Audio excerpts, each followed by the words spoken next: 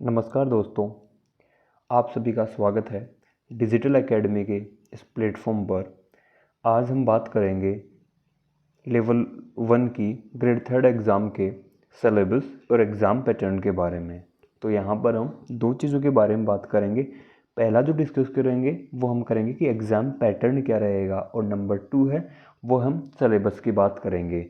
अब इससे शुरुआत करने से पहले मैं आपको बता दूं कि हम आज इसके बारे में क्यों बात कर रहे हैं। तो दोस्तों, जितना कि मैंने फील किया है उससे ऐसा लगता है कि कोई भी कॉम्पिटिटिव एग्ज़ाम हो या अपने स्कूल या कॉलेज के एग्ज़ाम हो, सभी में अगर आपको एग्ज़ाम पैटर्न और सिलेबस ही नहीं पता है तो यकीन मानिए आपकी प्रिपरेशन अभी तक शुरुआत भी नहीं हुई है।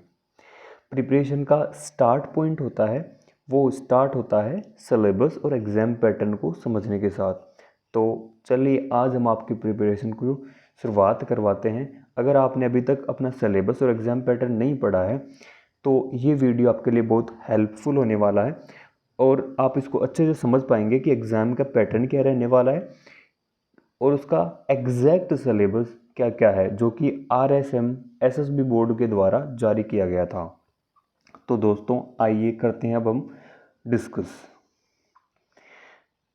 जैसा कि आप देख पा रहे हैं, ये राजस्थानी चयन बोर्ड जयपुर द्वारा एग्ज़ाम लिया जाएगा और जिसकी डेट भी अनाउंस हो चुकी है फरवरी के अंदर। हम आज बात कर रहे हैं लेवल 1 के सिलेबस के बारे में, जो कि कक्षा 1 से 5 तक के अध्यापकों के लिए रहेगी। तो दोस्तों सबसे पहले हम बात करेंगे एग्ज़ाम पैटर्न के बारे में, और नंबर 2 पर हम बात करेंगे इसके सिलेबस के बारे में।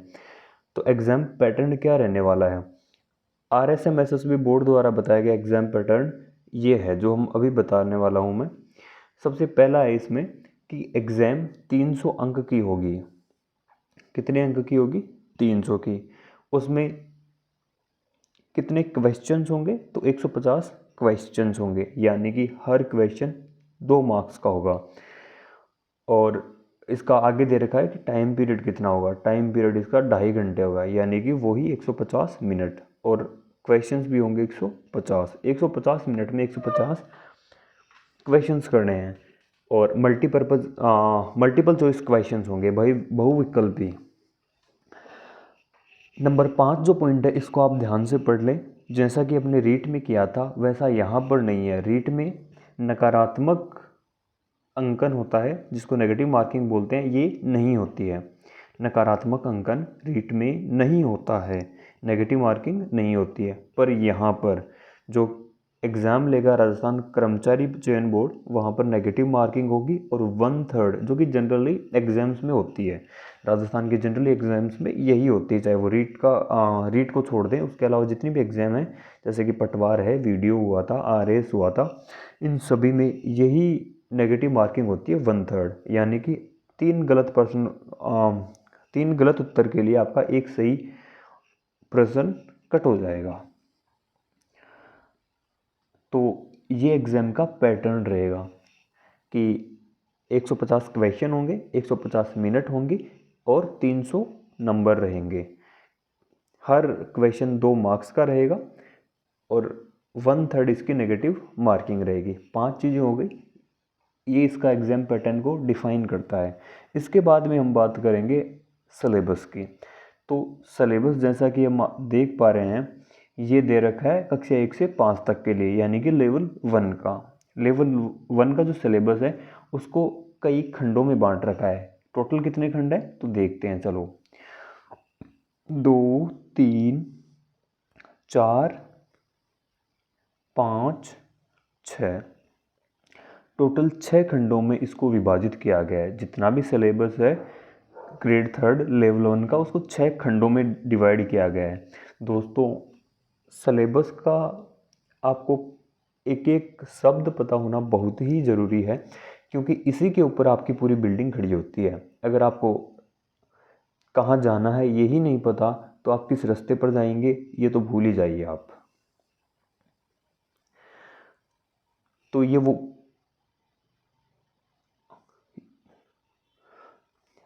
हाँ, तो ये वो एक डिफाइन एरिया है जिससे बाहर आपको नहीं जाना है। टोटल 6 भाग अपन ने देखे। अब इनका नाम देखेंगे 1 बाई 1। सबसे पहला है राजस्थान का भौगोलिक, ऐतिहासिक और सांस्कृतिक ज्ञान, राजस्थानी भाषा। यानी कि अगर मैं शॉर्ट में कहूँ तो यहाँ पे खंड 1 में 3 टॉपिक्स हैं। इसमें पहले का नाम है राजस्थान ज्योग्राफी। नंबर 2 है हिस्ट्री एंड कल्चर और नंबर 3 पर है राजस्थानी लिटरेचर। और ये जो खंड है वो है 100 नंबर का। ठीक है, पहला खंड 100 नंबर का जिसमें 3 टॉपिक्स हैं ब्रॉडली। पहला है राजस्थान ज्योग्राफी, फिर नंबर 2 पर है ऐतिहासिक और सांस्कृतिक ज्ञान और नंबर 3 पर है राजस्थानी भाषा। ठीक है, भूगोल के अंदर इन्होंने जो जनरल टॉपिक्स होते हैं वो सारे दे रखे हैं, जैसे कि भौगोलिक स्वरूप है, मानसून तंत्र है, जलवायु है, अपवाह तंत्र है, राजस्थान की वन संपदा है, वन्य जीव हैं, जंतु हैं, मृदाएं हैं, राजस्थान की प्रमुख फसलें हैं, जनसंख्या है, राजस्थान की जनजातियां हैं, धात्विक अधात्विक खनिज है, राजस्थान के ऊर्जा स्रोत हैं, राजस्थान के पर्यटन स्थल हैं और राजस्थान के यातायात के साधन हैं। वैसे ही इतिहास और संस्कृति में इन्होंने दे रखा है कि राजस्थान की प्राचीन सभ्यताएं, राजस्थान की महत्वपूर्ण ऐतिहासिक घटनाएं, राजस्थान की स्थापत्य कला, राजस्थान के मेले त्यौहार वगैरह और राजस्थान की सांस्कृतिक परंपरा, राजस्थान के धार्मिक आंदोलन, राजस्थान के महत्वपूर्ण ऐतिहासिक स्थल यानी कि आर्ट एंड कल्चर और हिस्ट्री, लगभग पूरा ही दिया हुआ है। राजस्थानी भाषा भी जोड़ी गई है जिसमें पढ़ना है अपने को टॉपिक्स, राजस्थान की क्षेत्रीय बोलियाँ, प्रमुख राजस्थानी कृतियाँ, प्रमुख राजस्थानी साहित्यकार, राजस्थानी संत साहित्य और लोक साहित्य। ये टोटल मिला के जो नंबर हैं वो है 100। ठीक है, पहला खंड था 100 नंबर का। 3 इसमें ब्रॉड टॉपिक है, राजस्थान की ज्योग्राफी, हिस्ट्री एंड कल्चर और नंबर 3 पर है राजस्थानी भाषा। इन 3 को मिलाकर खंड 1 बनता है 100 नंबर का। खंड 2 पर चलते हैं। खंड 2 में जो है वो है राजस्थान का सामान्य ज्ञान। ठीक है, ऊपर अपन ने पढ़ा था ज्योग्राफी, हिस्ट्री, कल्चर और राजस्थानी लैंग्वेज। नंबर 2 जो खंड है उसमें है राजस्थान का जनरल अवेयरनेस, जनरल नॉलेज। और है इसमें शैक्षिक परिदृश्य, फिर है इसमें निःशुल्क एवं अनिवार्य बाल शिक्षा का अधिकार अधिनियम, जिसको हम पॉपुलरली बोलते हैं RTE। और आगे इसमें करंट अफेयर। ठीक है, राजस्थान का ज्ञान इसमें जो दे रखा है उसमें सिंपल टॉपिक लिख रखा है राजस्थान के प्रतीक चिन्ह। तो वहाँ ऊपर जो चीज़ें लिखी हुई थी, अब कई बार कन्फ्यूजन होता है कि राजस्थान का सामान्य ज्ञान और राजस्थान का इतिहास इसमें क्या अंतर है। तो इन्होंने खुद ने इसको डिफाइन किया है कि राजस्थान का जो इतिहास है उसमें जो टॉपिक दे रखे हैं हिस्ट्री के वो आएंगे, जबकि सामान्य ज्ञान में राजस्थान के प्रतीक चिन्ह आएंगे। जैसे कि जयपुर का शुभंकर क्या है, सीकर का शुभंकर क्या है, या और कोई से प्रतीक चिन्ह। जैसे कि राजस्थान का राज्य पक्षी कौन है, राज्य पशु कौन है, ये सभी चीज़ें इसमें आएंगी। यह है राजस्थान का सामान्य ज्ञान। फिर है शैक्षिक परिदृश्य, इसमें शिक्षण अधिगम के नवाचार, राज्य में केंद्र और राजस्थान सरकार की विद्यार्थी कल्याणकारी योजनाएं एवं पुरस्कार, विद्यालय प्रबंधन एवं संबंधित समितियां और नई शिक्षा नीति 2020 राजस्थान के परिप्रेक्ष्य में भी डाल रखा है, जो कि 2020 में आई थी, न्यू एजुकेशन पॉलिसी। फिर है RTE जो अपन ने रीट में भी पढ़ा है कि निःशुल्क अनिवार्य बाल शिक्षा का अधिकार अधिनियम 2009, प्रावधान एवं क्रियान्वती। फिर राजस्थान ने जो स्पेशली एक्ट लेके आई थी राजस्थान सरकार 2011 में, उसके बारे में, और राजस्थान के मान्यता प्राप्त निजी विद्यालयों में निःशुल्क प्रवेश, ये इसी का पार्ट है।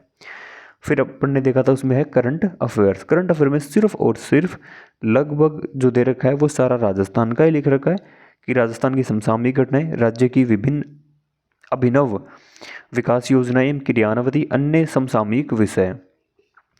शॉर्ट में अगर इसको करें तो खंड 2 में है वो 4 चीज़ें हैं। पहला है राजस्थान का GK, फिर है राजस्थान का शैक्षिक परिदृश्य, नंबर 3 पर है RTE, नंबर 4 पर है करंट अफेयर। ये सब मिला के होता है आपका 80 नंबर का।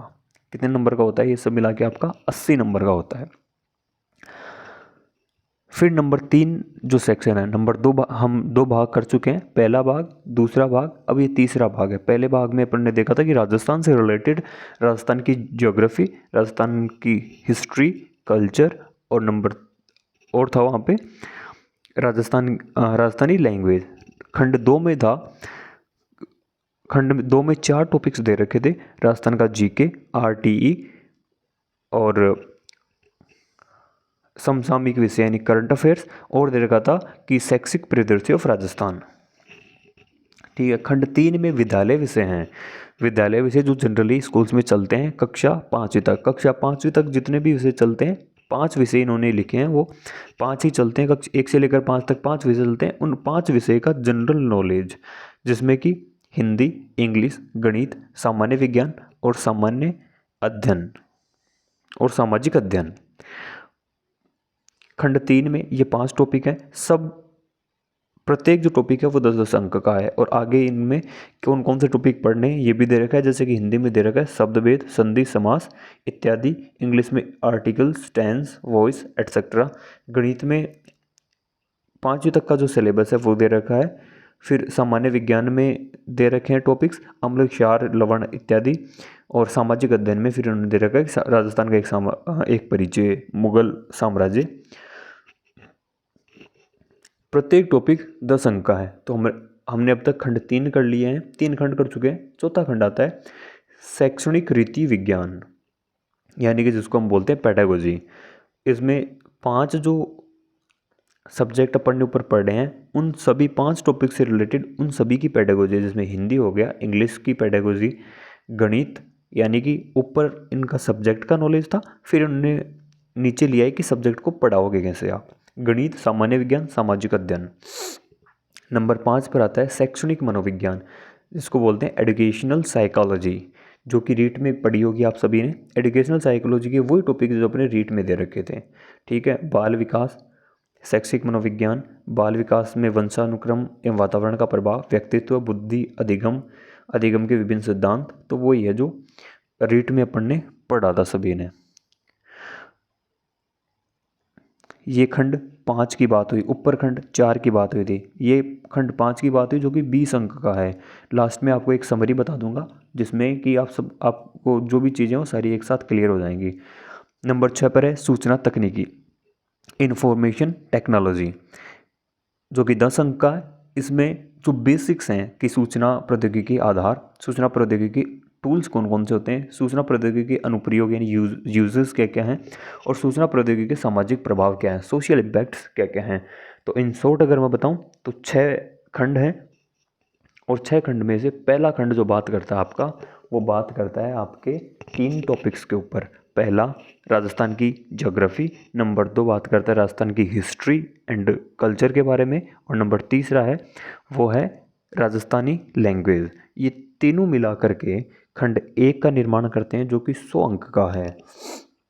फिर खंड 2 की बात की थी। खंड 2 के अंदर जो टॉपिक्स हैं उनमें है सबसे पहले राजस्थान का जनरल नॉलेज, फिर नंबर 2 पर है शैक्षिक परिदृश्य, नंबर 3 पर है आरटीई, नंबर 4 पर है करंट अफेयर्स, खंड जो कि 80 नंबर का है। तो 180 नंबर हो गए, फिर बचे 120 नंबर। 120 नंबर में से जो खंड 3 है वो है 50 नंबर का। कितने का है? 50 नंबर का। 5 सब्जेक्ट हैं, सब्जेक्ट का नॉलेज आएगा इसमें, विद्यालय विषय का ज्ञान, प्रत्येक 10-10 अंक का है। 5 जो सब्जेक्ट हैं, हिंदी, इंग्लिश, गणित, साइंस और एसएसटी। नंबर 4 का जो खंड है उसमें प्रत्येक विषय 8-8 अंक का है। 5 विषय जो अपन ने ऊपर देखे हैं वो सभी 5 विषय हैं। यहाँ पर अब है कि पढ़ाने का तरीका क्या होगा, जिसको बोलते हैं पेडागोजी। हर प्रत्येक सब्जेक्ट 8 अंक का है, यानी कि ये है 40 अंक का खंड।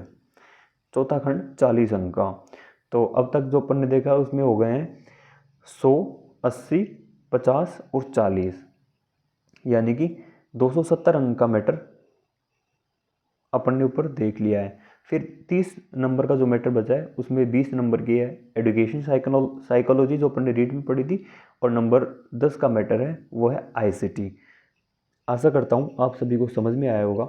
हालांकि लंबा सिलेबस है, पर सिर्फ 5वीं क्लास का लेवल लेकर चलना है, जो कि आप आराम से 3 महीने के अंदर आराम से कर सकते हैं। अभी जो समय बचा हुआ है वो है नवंबर, दिसंबर और जनवरी। 3 महीने के समय में ये पूरा सिलेबस आराम से किया जा सकता है। लंबा सिलेबस है, लेकिन जो टॉपिक हैं उनसे बाहर बिल्कुल नहीं जाना है, और टॉपिक्स ऐसे हैं जो कि 5वीं क्लास के लेवल के हैं।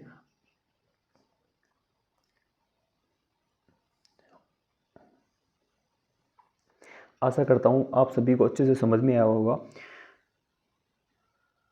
अब हम बात करते हैं कि ये होगी सिलेबस की बात, सिलेबस और एग्ज़ाम पैटर्न की बात। यानी कि आपका, अगर आपको ये सारी चीज़ें समझ में आ गई, ये पूरा नोटिफिकेशन आपके समझ में आ गया, तो समझ लीजिए कि आपका 10% काम हो गया।